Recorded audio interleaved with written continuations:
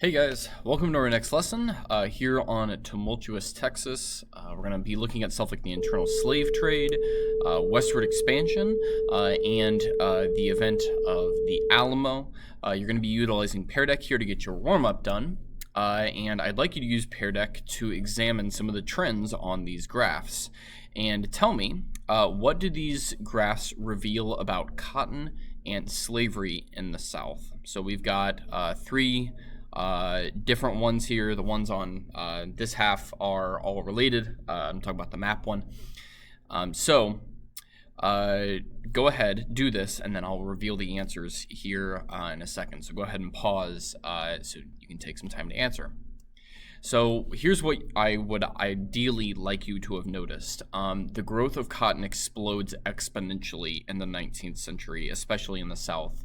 Now, if you look back at the graph here, you can see that the growth of the cotton industry, and again, we can actually see this, that the production in millions of bales increases, but it kind of goes in these cycles of like boom and bust. Kind of goes, up and down, where times are really, really good, and then maybe prices kind of fall apart, and also production, therefore, would also decrease. You can also see from these charts that how cotton is being produced in the South is changing, or where I should say it's being produced in the South. And so if we look at these maps over on this side, you can see that where the percentage of the population in these states that are slaves from 1790 to 1860, you can see that the percentage of the population is moving from like the southeastern part of the country, like North Carolina and Virginia, and it's moving to the deep South, Alabama, Mississippi, Louisiana, Georgia. And we can also see this, on where, each state, or how much of the percentage of each state was producing their kind of share of cotton production over time. We can see that with this kind of multicolored chart over here. So what you're actually seeing happen here is something that we call the internal slave trade, and that is where slaves are being sold and traded, especially into the deep South, in terms of as time kind of goes on in the 19th century. So again, you should have seen as well that slavery was highly concentrated in the South, although it's present pretty much everywhere. And again, it would be most concentrated in the deep South, what we would call like the Cotton Belt at this time. Okay, so what we're going to be looking at besides that is the development and the consequences of the slave trade and the spread of Americans westward, meaning in this case southwestward, in this lesson. So with that, then we're also going to run and encounter this incident at the Alamo, which we will talk about the context of that and some varying interpretations of it that have happened over time. But first, I would like you to watch this video, this Edpuzzle video. You just click it and you watch it, and you can do that on your own time on Westward Expansion. Once you do that, then, you can go ahead to the mini lesson. Excuse me. So we are going to talk about this kind of lead up to the Alamo with Texas, so that you can kind of understand what's going on with this incident. We're going to kind of treat the Alamo in Texas as almost like a case study in how Americans are expanding westward. Okay, so we're going to be looking at some big questions here. Okay, so like how does immigration affect sovereignty, which is like, the idea of certain people being in charge of certain areas. And then also, because there's so much around the Alamo that is affected by memory and interpretation, how does our memory and perception of event change how we understand that event to have happened, or how people have remembered it over time, right? What I hope that you get out of this is that you can explain the context of how we get to the Alamo, and then later we'll analyze some varying interpretations of that and how they've happened over time. Okay, so some context. Americans are moving southwest, especially from the 1820s on, and what I'd like you to see then is this graph, and you can actually see this here. I'll pull this up so you can see it. This is using data from the U.S. government, some census stuff, and you can see here if we kind of take our slider and we scroll it to 1820, so each of these bars, represents the percent of the population living within kind of those lines of longitude. And so if we go on here, you can start to see that red bars start to kind of creep up around the Louisiana, Texas area. And by the time we get into the 1850s, 1840s, there's some significant population starting to move out there. Okay, not like, a huge amount of folks, but you can see certainly here with this slider that the country is starting to move westward in terms of its percent of population. This is definitely true with the Alamo, and so let's get into that.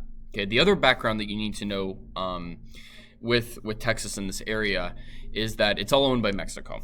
Okay, Mexico at this point has been independent from Spain starting in about the 1820s, and really much of Texas, besides some Native American groups that were living there, it's really unoccupied by either Mexicans or Americans. It's really just very empty. Again, except excluding, of course, the native peoples whose land it was originally. So what Mexico starts to do is, because this land is not being used, and again, they're not getting any development out of there, is they start to encourage Americans to immigrate there. They offer them large land grants. They let Americans apply for Mexican citizenship because, they figure, well, we've got the land, we might as well, try to encourage people to come buy it, and maybe we can make some money off of it. Right, we at least it can be developed. So what starts to happen is there are Americans who are more than happy to go out there and start speculating on land. And what this means is that, for example, they would buy the land and then resell it to people who would come on later. And one of these people, for example, is Moses Austin, of whom Austin, Texas, the capital of Texas, is named after. And you can see here from about 1820 to 1835, there's roughly about 3,000 Americans, about 2,700 or 27,000 whites, and about 3,000 of their black slaves who've moved there. And you give that some time, and by, again, the mid-1830s, they are now outnumbering the number of Mexicans living there by 9-1. And so for Mexicans in Texas, in this province of Mexico, they're outnumbered. They're very, very uncomfortable with American slavery, and that land speculators want to move their slaves there. And so Mexico decides to clamp down on American immigration to there. It's kind of an odd reversal of today, where, for example, like Americans are more concerned with immigration from Latin America. It's kind of the reverse here.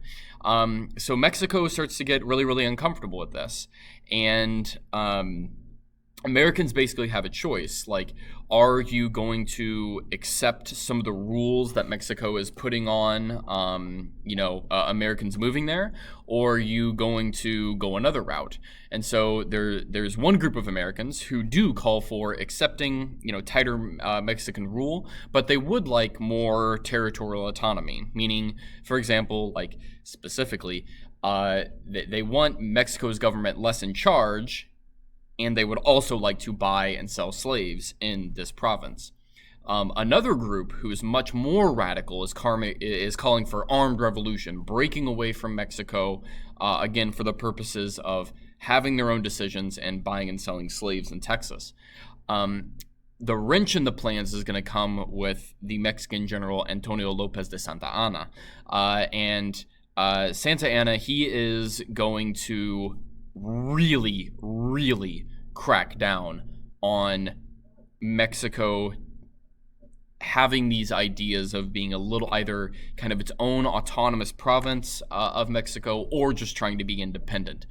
And this second American group, the one that was a little bit more violent, a little bit more for calling for armed separation or kind of armed resistance, is, of course, scared of the fact that Santa Anna might take away their independence to buy and sell slaves, of course, and they are going to declare Texas to be independent. Now, again, this is a minority, but the fact that Santa Anna has kind of chosen this route certainly gives this group more leeway in terms of their argument about getting other Americans convinced.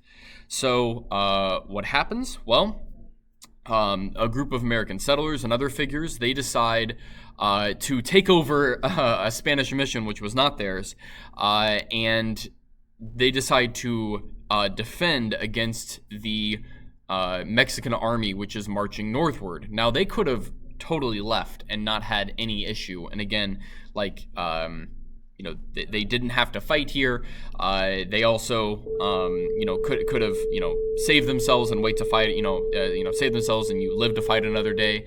But they decide to occupy this Spanish mission and fight there. And that is probably one of the better known battles, and I use that term very loosely because there's obviously ones that are much larger in terms of scope that we know in American history. So there's some very famous people there. Davy Crockett, senator from Tennessee, Jim Bowie, the inventor of the Bowie knife, and William Travis. And they all die, with the exception of a few individuals there. So they decide to make this last stand there, which was not really a last stand, because, again, they could have left. They don't actually, kind of the backstory is they don't predict that the Mexican army is going to march through the winter to get them. They think they have plenty of time, and they don't. And so they all die, and that's what happens at the Alamo. So we get the whole remember the Alamo thing. Now, the Mexican army led by Santana is later defeated by an army that gets organized by other kind of Americans out there. But the weird thing that happens with this is that Texas, at the end of all this, because again, Santana's defeated, he's sent back home. They decide to apply for statehood in the United States, and they are denied, like, hardcore. And the reason is because it would imbalance. At that time, the slavery question has become an extremely contentious issue in the U.S. government, and specifically in the Senate. And keeping the exact number of free states compared to slave states is really important in, for example, like the Senate, where each state gets 2 representatives. And so if Texas would have become a state, it would have thrown the numbers off. And so literally Texas just sits there for a good long time, and basically just has to wait until there's another free state that's going to come in and balance out the numbers. And so that's why Texas becomes the Lone Star Republic. I'd like you to tell me on Pear Deck for the exit ticket for this lesson, how did the spread of Americans westward through slave ownership and land speculation lead to the battle at the Alamo? Okay, once you've done that, you're done with this mini lesson, and then we've got one more activity that we're going to do, and we're going to look at some interpretations that Hollywood has had of the Alamo. And so I have trailers here of 5 different movies or kind of vignettes or things that have been done on the Alamo. And then once you've watched them, you're going to click this button and do a reflection. So let's check this out and see what it looks like. You can see it's just kind of having you try to think about it. So if we go down here, here's the questions. What beyond the obvious, for example, that they're about the Alamo, do the interpretations of the Alamo share? And you'll have to watch this to actually think about it. Then, do any of the movies seem to have a distinct interpretation, like ones that seem very different than the others? What are they? And make sure you tell me which one. And then the most important one, I'd like you to really think about this question. The Alamo has been studied throughout the last 150 years. Do you think movies like these assist historical learning, or do they cause more misconceptions? Explain your thinking. I'm really interested to see what you think about that. So with that is the end of this particular lesson. Again, make sure, in terms of just some housekeeping things, that you're keeping up with the plus stuff homework. Again, check the schedule and check on that you're keeping up with everything, and make sure again that you turn in this reflection so that you can get some points for that. Other than that, I will see you guys in the next lesson, and I'll see you later. Bye-bye.